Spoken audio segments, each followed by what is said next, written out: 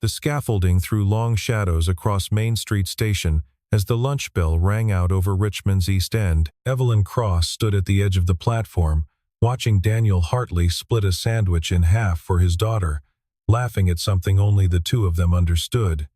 She hadn't meant to say it out loud. "Wish I had a happy family like yours." Daniel looked up, sawdust on his forearms, and answered before he could think better of it.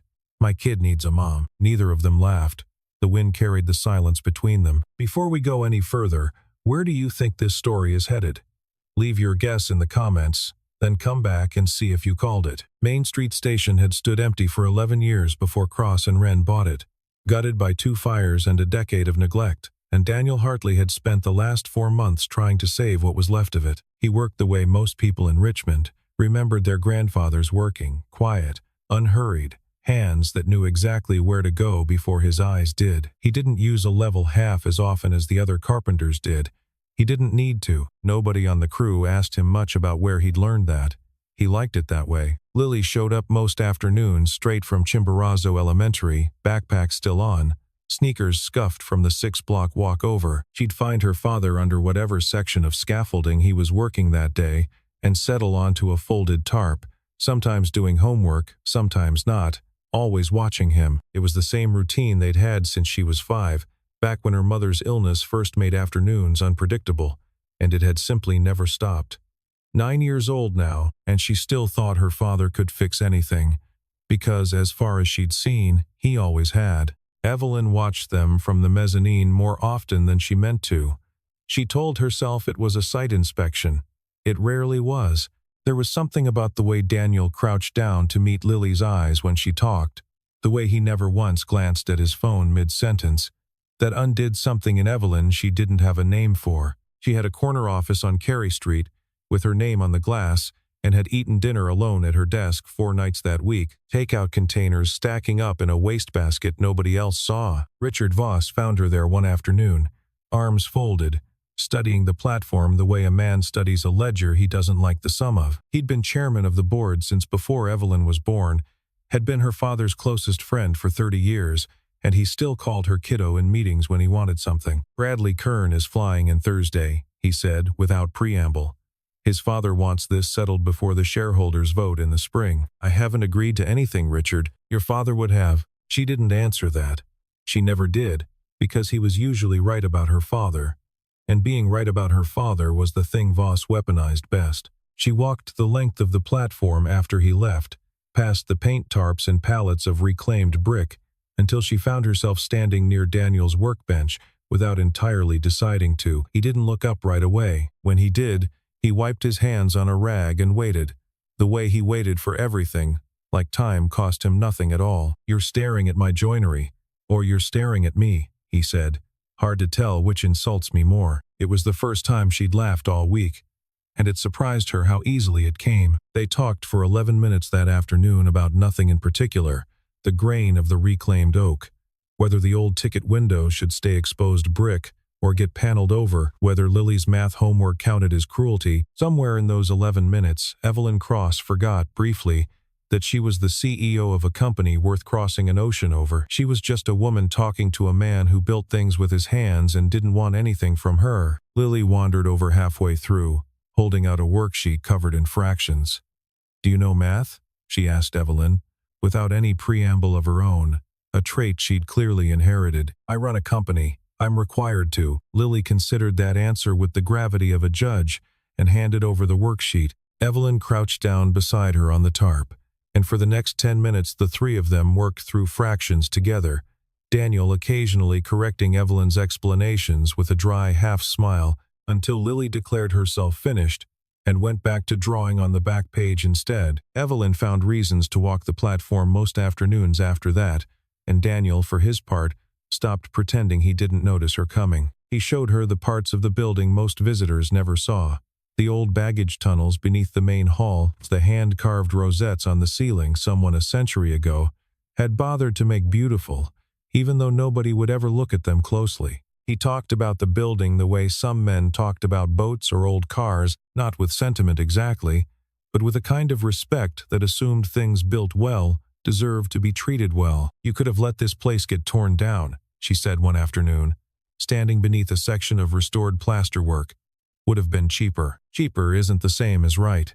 He ran a thumb along a seam in the plaster, checking it out of habit.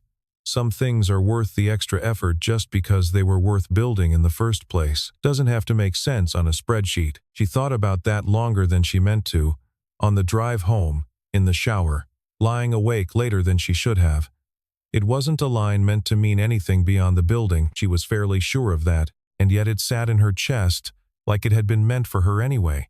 The trouble started with a beam. The structural engineers Cross and Wren had subcontracted flagged a load calculation on the west mezzanine that didn't reconcile.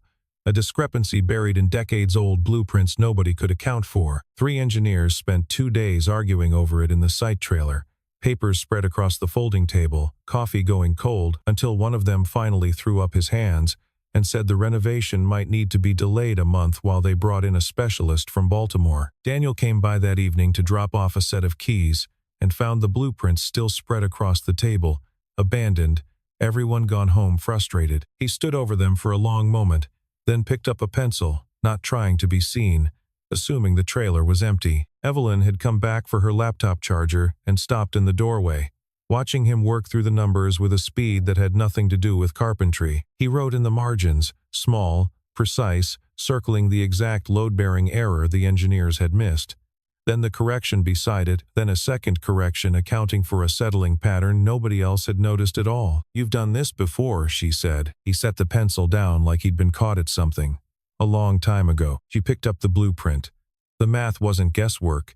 It was fluent, the kind of fluency that came from years, not instinct, the kind you didn't get from watching contractors work. That night, alone at her desk, she couldn't stop thinking about the way his handwriting had looked in the margins, certain and unbothered, like a man who'd done far harder math than that, in far worse conditions. On impulse, half convinced she'd find nothing, she searched his name. It took 11 minutes to find what she wasn't looking for. A structural patent filed under Daniel R. Hartley, a seismic dampening system still cited in engineering journals a decade later. A firm bio, long since taken down but cached by some forgotten archive, listing him as co-founder and chief structural engineer of a firm once counted among the most respected in the mid-Atlantic. She sat back in her chair, the blue light of the screen the only light in the office. The man sanding down banisters on the platform below her building had once designed systems that kept hospitals standing during earthquakes. He hadn't mentioned it once. Not a word, not a hint, not even when 3 engineers had spent 2 days failing to solve a problem he'd fixed in 4 minutes without being asked. She didn't confront him. She didn't tell Voss. She closed the laptop and sat in the dark a long time, turning over the shape of a man who had all of that and chose, instead, sawdust and a 9-year-old's homework schedule. The next morning she found him before the crew arrived, coffee in each hand, and didn't mention what she knew. She just handed him the cup and said, "Stay for dinner tonight. The whole crew, my treat." He studied her a second too long, like he understood she was offering him something that had nothing to do with catering. "Lily will hold you to a proper dinner," he said. "Not sandwiches. I can manage a proper dinner." It was the first time either of them had smiled like they meant it, all the way through. Word traveled fast on a crew that small, and by 6 that evening the half-restored waiting hall had been dressed up as much as a construction site could manage.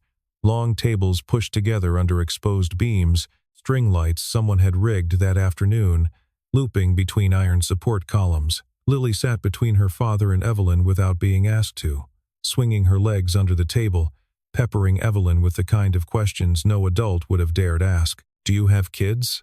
"No." "Do you want some?" "Lily," Daniel said, low. But Evelyn shook her head, unbothered. "I used to think I didn't have time for that," Evelyn said. "Now I'm not so sure." Lily seemed satisfied with that answer, in the way only children are satisfied by half-truths delivered honestly. She went back to her mashed potatoes, already moving on to whether the old train station used to have a snack bar, and whether the ghosts that supposedly lived in the building preferred candy or vegetables. One of the younger crew members, a welder named Ortiz, who'd been working the site since the foundation repairs, leaned toward Daniel halfway through the meal and asked, not quietly enough, whether the boss lady always came to crew dinners. Daniel just shrugged and said some bosses cared about the work more than the title, and left it there, though the corner of his mouth gave away more than the answer did. Evelyn, 3 seats down, heard every word and pretended not to. Later, when the crew had thinned out and Lily had fallen asleep against her father's arm, Evelyn and Daniel sat on the loading dock steps, night settling cool over the James River a few blocks south, the city's lights smudged soft against low cloud. "Boss wants me to marry a man I've met twice," she said. She hadn't planned to tell him. It came out anyway, the way things did around him. Daniel didn't flinch, didn't offer an opinion he hadn't been asked for.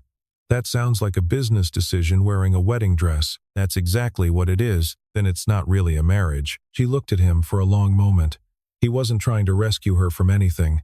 He was just telling her the truth plainly, the way he'd told her about the load-bearing beam. She realized she trusted him more after 11 minutes of honesty than she trusted Bradley Kern after 2 dinners of practiced charm and a bottle of wine that cost more than her first car. "Why haven't you gone back to it?" she asked. "The engineering." He was quiet long enough that she thought he wouldn't answer. "Some rooms take more out of you than they give back," he finally said. "I stopped wanting to be in them." She didn't push. She filed the answer away instead, next to the patent she'd found the night before, 2 pieces of a puzzle she hadn't earned the right to finish yet. Voss called her into his office 2 days later, the kind of summons that arrived as a calendar invite with no subject line. He didn't sit behind his desk. He stood at the window, the James River glinting behind him, and got straight to it. "Kern Development is prepared to walk if this isn't settled by month's end. Your father built this company so it would outlast him.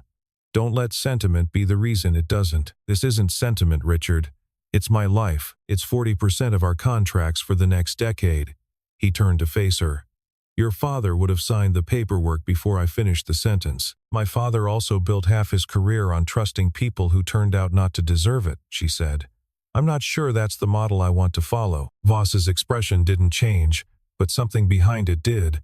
A small recalculation she didn't have time to read before she left the room. She didn't remember walking back to Main Street Station, only that she was there, standing on the mezzanine again, hands braced on the railing, breathing like she'd run the distance rather than driven it. Daniel found her there without being told where to look. He didn't ask what happened. He stood beside her, close enough that she could feel the warmth off his arm, and said nothing at all. It was, she would think later, the kindest thing anyone had done for her in years. The simple fact of someone standing beside her, instead of asking her to explain herself. Lily found her the next afternoon on the platform, a folded piece of paper held out with both hands, careful, like it mattered. It was a crayon drawing, a house, a dog neither of them owned, Daniel, Lily, and a woman with Evelyn's dark hair standing beside them, all holding hands under a sun with a smiling face drawn in the corner. "That's you," Lily said, matter of fact, like there was no other possible interpretation available. Evelyn's throat tightened in a way that surprised her. She folded the drawing carefully and tucked it inside her coat, close to her chest, and told herself she'd throw it away later. She never did. It stayed folded in the same coat pocket for weeks, soft at the creases from being taken out, and looked at more times than she would have admitted to anyone. Lily got a fever that Thursday, mild but stubborn, and Daniel called the site foreman to say he'd be in late. Apology in his voice, like taking a sick day for his daughter, was something he needed to justify. Evelyn heard about it secondhand, and showed up at his apartment that evening anyway, a paper bag of soup from the place on 29th Street in one hand. Feeling foolish the entire walk up the stairs, Daniel opened the door in a t-shirt with sawdust still ground into the knees of his jeans, surprise plain on his face. "You didn't have to do this. I know." She held out the bag. "I wanted to." Lily, curled on the couch under a blanket with cartoons playing low, brightened considerably at the sight of her. "Did you bring the good crackers?" "I brought soup." "I didn't know there were good crackers." "There's always good crackers," Lily said, with the weary patience of someone explaining something obvious to an adult who should know better. Evelyn ended up staying 2 hours, perched on the arm of a second-hand couch, in an apartment that smelled like cedar and old books, half watching a cartoon she couldn't have named 5 minutes later, aware the entire time of Daniel across the room, watching his daughter with an attention that had nothing performative in it at all. It was, she thought later, the most unremarkable evening she'd had in years, and also the one she thought about the most. Voss moved faster than she expected. Within days, he'd arranged for Bradley Kern to tour the Main Street station site personally. Timed, she realized too late, to coincide with the afternoon Daniel's crew was working the mezzanine. Bradley arrived in a suit too clean for a construction floor, trailing his father's assistant and a photographer for the company newsletter. He shook Evelyn's hand a beat too long and looked past Daniel entirely when Voss introduced him, addressing his first comment to Voss instead of either of them. "You've got quite the labor force here, Richard. Local hires? Daniel here is our lead craftsman," Voss said, the word landing with a flatness that made it sound smaller than it was. "Good with your hands, then," Bradley said to Daniel, not unkindly, but not kindly either, the tone of a man used to talking past people who worked with tools instead of spreadsheets. Daniel didn't raise his voice. He set down the level he'd been holding and looked Bradley in the eye. "Good with my hands, my head, and my daughter's homework. Not sure which of those you're asking about." Lily, sitting nearby, looked up sharply, and Daniel caught himself, softened, put a hand briefly on her shoulder before continuing more quietly. "This building was falling down 4 months ago. It isn't now. That's the job. That's all the job needs to be." Evelyn stepped in beside him. Close enough it wasn't accidental. "Daniel's craftsmanship is the reason this project is 3 weeks ahead of schedule and under budget, Bradley. I'd think that's worth more than a handshake." Voss's jaw tightened almost imperceptibly. Bradley smiled thinly and moved on to ask about square footage and completion dates, the tour continuing as though nothing had happened at all. But something in the air had shifted, and everyone on that mezzanine felt it, the quiet, unmistakable fact that Evelyn Cross had chosen a side, in public, in front of witnesses who would remember. Later, after the tour group had gone, Lily tugged on her father's sleeve. "Was that man mean to you?" "He wasn't very kind," Daniel said, choosing his words the way he chose lumber, carefully, for the load they'd have to bear. "But being unkind doesn't make somebody right, and it doesn't make him somebody I need to worry about." "Evelyn wasn't mean," Lily said, like she was filing the observation away for later. "No," Daniel agreed, watching Evelyn's car pull out of the lot. "She wasn't." Voss didn't confront her that day. He waited until the site had cleared, then made a single phone call to a contact still working records at his old firm, asking, casually, whether anyone remembered the name Daniel Hartley. Marcus Reyes had worked security at Main Street Station since the scaffolding first went up, and before that, he'd worn a different uniform entirely. Alongside Daniel, 2 deployments and a friendship in the Army Corps of Engineers that had outlasted both of them. He'd kept that history quiet at Daniel's request, a favor he owed 100 times over for reasons neither of them talked about anymore. Voss found him anyway. He cornered him in the equipment shed one evening with an offer that sounded more like a threat dressed up as a business proposition. "I hear you two go back," Voss said. "I need to know what he's hiding. I'll make it worth your while. Nobody has to know where the information came from." Marcus didn't answer right away. He thought about the promise he'd made Daniel years ago, in a hospital hallway neither of them liked to remember, and about what silence had already cost people who deserved better than silence. 2 days later, he didn't go to Voss. He went to Evelyn, a folder under his arm, jaw set like a man crossing a line he'd rehearsed crossing for a long time and still hated crossing. "There's something you should see," he said, "about Daniel.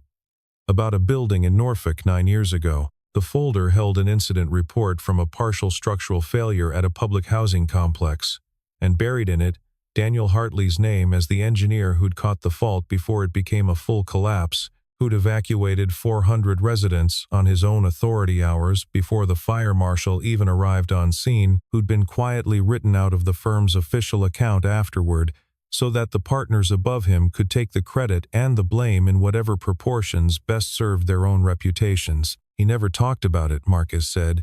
"Not once. Not even to me," and I asked, more than once. "He just walked away from the firm about a year later, right around the time his wife got sick. I think the two things got tangled together for him. I think he stopped trusting rooms full of people who write their own version of the truth when it's convenient for them." Evelyn sat with the folder open on her lap for a long time after Marcus left. The office quiet around her, the city outside going dark by degrees. She recognized one of the names on the old firm's letterhead, a name she'd seen before on a joint civic infrastructure committee her father had sat on the same year. A small, uncomfortable reminder of how close all these worlds sat to one another, money and buildings and the men who decided, whose names got remembered and whose got quietly erased from the record. She understood, finally, why Daniel Hartley had chosen sawdust over blueprints. It wasn't humility, it was the only kind of honesty he had left to give, after the kind he used to give had cost him everything he trusted. Marcus had told her one more thing before he left the office that evening, almost as an afterthought, standing in the doorway with his hand already on the frame. He doesn't know I kept a copy of that report all these years. I told myself it was for insurance, in case Voss's people ever tried something. Truth is, I think I always knew somebody would need to see it eventually. I just didn't expect it'd be you. He'd looked for a moment, like a man setting down something heavy he'd been carrying a long time. Go easy with it. He's not going to want to be somebody's cause. She found him on the platform that evening, Lily already asleep on a folded jacket nearby, and didn't say anything about the folder at first. She just sat down beside him on the cold concrete, close, and asked, "Norfolk, 9 years ago." He went very still, his hands stopping their work entirely. "Marcus told you. He was right to." Daniel looked at his daughter, breathing slow and even a few feet away, small and unaware of everything being spoken over her sleeping form. "I saved 400 people, and the company I helped build erased me from the record so it wouldn't look bad in the papers. Nobody in that firm ever asked if I was all right after. They asked if I'd sign the settlement quietly and go home." He exhaled, the sound heavier than the words themselves. "My wife was diagnosed 3 weeks later. I decided I was done building things for people who'd forget my name the second it stopped being convenient to remember it." "I won't forget it," Evelyn said. He looked at her, and for the first time since she'd known him, something in his face wasn't guarded at all. The careful distance he kept from almost everyone simply gone. "Why are you telling me this instead of running the other way?" he asked, not entirely a joke. "Because you didn't ask me to believe you," she said. "You just told me the truth and let me decide what to do with it. Nobody's done that for me in a long time either." He was quiet a while, looking out over the dark platform, at the shapes of half-finished archways catching moonlight through the gaps in the scaffolding. "After Norfolk, I used to think the worst part was losing my name off the record," he said. "Took me a long time to figure out the worst part was how easy it was for everyone else to let it happen. Nobody in that boardroom stood up. Not one." He glanced at her. "I keep waiting to see if this is going to go the same way." "It isn't," she said, and meant it more than she'd meant anything and longer than she wanted to admit. Voss struck 2 days later, in a room full of people, the way he always preferred to. He'd assembled an emergency board session ahead of the scheduled shareholders' vote, and he opened with Daniel's old firm records projected on the screen behind him. Framed as a liability, a risk the board hadn't vetted, it's a man with a buried history working unsupervised around the CEO and her child. "I'd ask the board to consider what it means for optics and for our contract with Kern Development that our chief executive has developed a personal entanglement with an unvetted contractor whose own former employer distanced themselves from him," Voss said, each word placed like a stone set deliberately into a wall. Daniel stood in the doorway. He hadn't been invited, but Marcus had told him what was coming, and he'd come anyway, because he wasn't going to let his name be spoken about in a room he wasn't allowed to answer in. "I wasn't distanced," Daniel said, voice level, filling the room without needing to rise at all. "I was erased. There's a difference, and Mr. Voss knows it, because it's the same trick men like him use on anyone inconvenient to remember. Ask him what happened to the 2 junior engineers who signed off on that Norfolk complex under his old firm's letterhead. Ask him where they ended up." The room went quiet. Voss's composure slipped, just barely, just enough for Evelyn to see it from across the table. One of the older board members, a woman named Priscilla Atkins, who'd served with Evelyn's father for 2 decades and rarely spoke in these sessions, cleared her throat into the silence. "I remember that Norfolk complex," she said. "My sister lived 3 buildings over. I remember there being some engineer nobody could get a straight answer about afterward. Didn't think I'd ever be sitting across a table from him." She looked at Voss, not unkindly, but without any warmth left in it either. "Richard, I think you'd better sit down." Voss didn't sit. He gathered his folder instead, movements suddenly stiff, and said something about the board reconvening once cooler heads prevailed. but nobody in the room was listening to him anymore. "I don't need you to defend me," Daniel added, looking at Evelyn now. "Not Voss. I just needed to say it once, out loud, in a room that couldn't erase it a second time." Lily had been waiting outside with Marcus, and when raised voices carried faintly through the door, Daniel excused himself immediately, crossing the hall to crouch beside her, block her view of the room, keep his voice soft and steady until the tightness left her small shoulders. Whatever was happening inside that room, it wasn't going to reach her, not on his watch. The vote was scheduled for the following morning. Evelyn spent the night at her desk compiling every piece of the record Marcus had recovered, cross-referenced against the Norfolk incident logs, alongside the load calculation Daniel had corrected on the mezzanine weeks earlier, proof stacked next to proof until the story told itself without her needing to raise her voice at all. She stood before the board the next morning and didn't mention marriage, didn't mention Kern development, didn't mention Bradley at all. "Richard wants you to believe our timeline is at risk because of who I choose to trust," she said, meeting each set of eyes around the table in turn. "The truth is the opposite. This project is ahead of schedule, under budget, and structurally sound because of the man he's trying to discredit.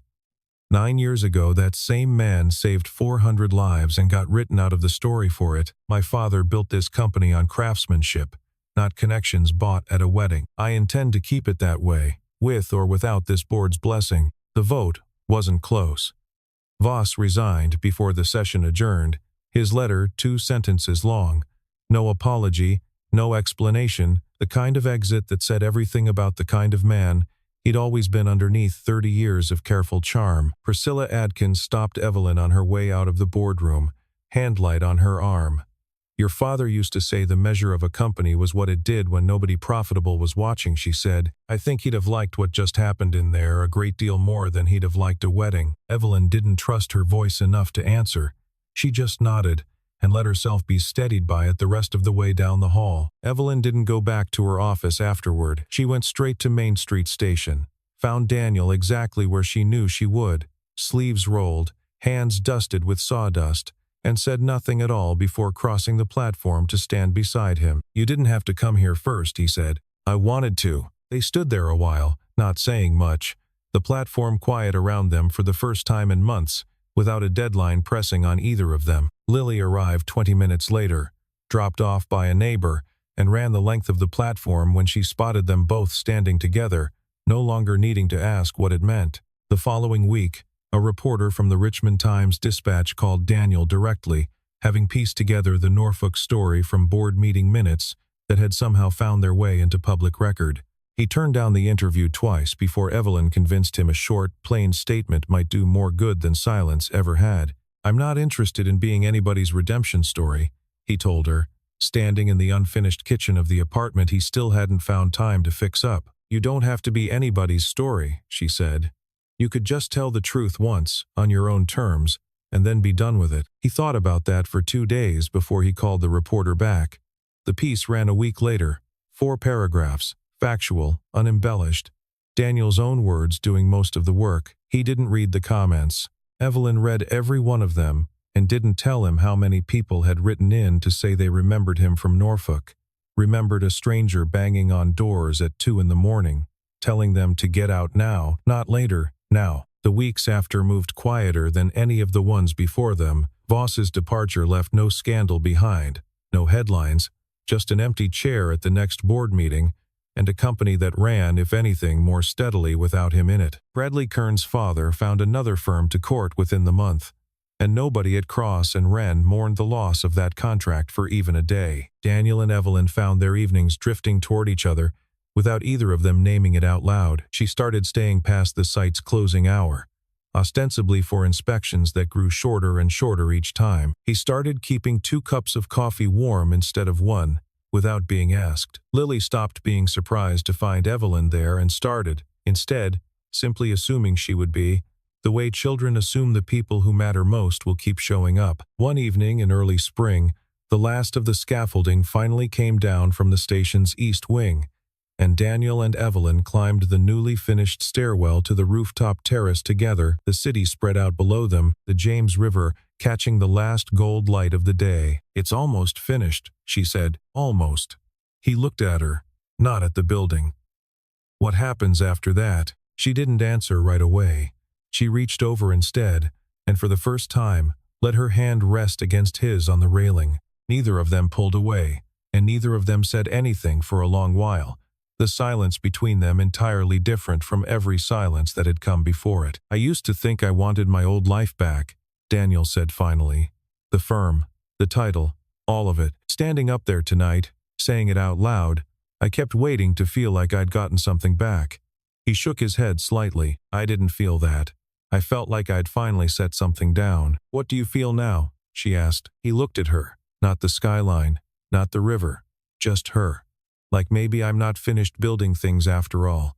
Just different things than I thought." Somewhere below, a train sounded its horn, the first passenger service through the station since restoration began, a low note rolling out over the rooftops of Shako Bottom and fading into the evening. Below them, Lily sat on the loading dock steps with Marcus, swinging her legs, watching the two shapes on the rooftop without needing anyone to explain what she was looking at.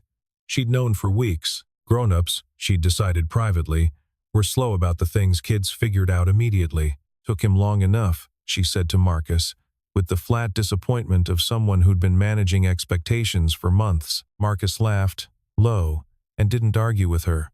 "Some things are worth doing slow, kiddo. Your dad's just careful with what matters." "I know," Lily said, softening. "That's kind of the whole point of him." The grand opening of the new Cross and Wren headquarters filled the restored waiting hall 3 months later. String lights replaced now with real fixtures, the old ticket windows kept exposed, just as Daniel had first suggested, brick and iron standing the way they had a century earlier, only steadier now, only more certain of what they were built to hold. Reporters wandered the platform with notepads and cameras. Board members mingled with client after client under light that fell soft through restored skylights. Lily wove through the crowd in a dress she'd picked out herself, introducing Evelyn to her teacher, to the mailman she recognized from the neighborhood, to anyone who'd stand still long enough to listen. "This is my dad's friend," she said each time, and then, almost every time, added, quieter, like a secret she was proud to be trusted with, "She's the best one." Marcus caught Daniel near the bar table, 2 glasses of sparkling cider in hand, since neither of them had ever cared much for anything stronger. "Feels strange, doesn't it?" Marcus said, nodding toward the crowd, the cameras, the whole polished evening. "Standing in a room like this again." "Different room," Daniel said. "Different reasons for being in it. You did good with this place." Marcus looked up at the restored ceiling, the old rosettes Daniel had spent 3 weeks repairing by hand. "Your wife would have liked it.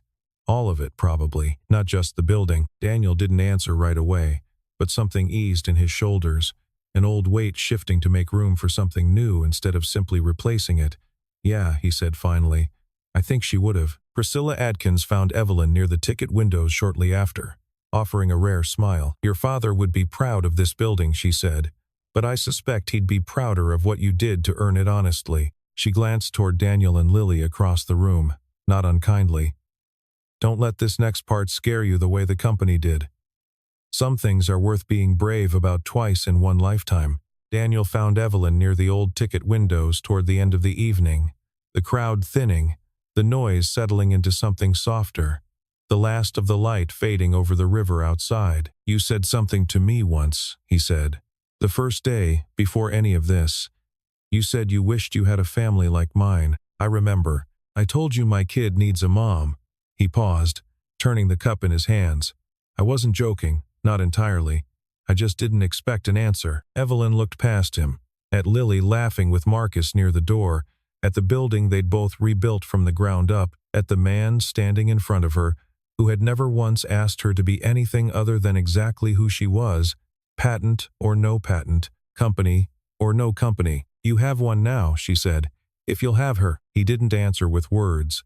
He reached for her hand, the way he had on the rooftop, certain this time, and neither of them looked toward the door, or the crowd, or anything at all beyond each other, and the building standing quiet and whole around them. Neither of them had been looking.